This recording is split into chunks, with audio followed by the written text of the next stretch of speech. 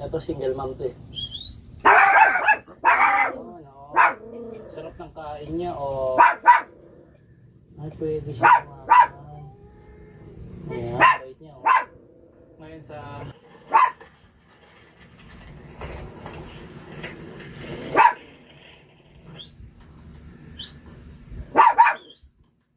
Ito single mom to eh. Oh, no. Sarap ng kain niya oh.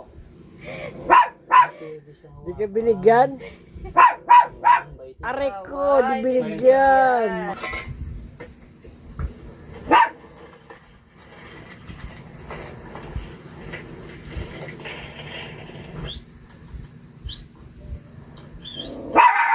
Ito single mom to eh.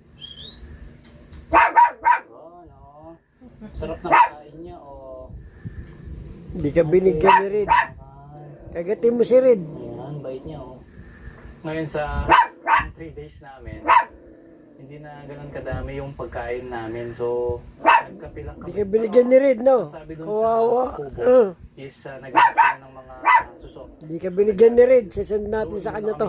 Maglalang bago umalis.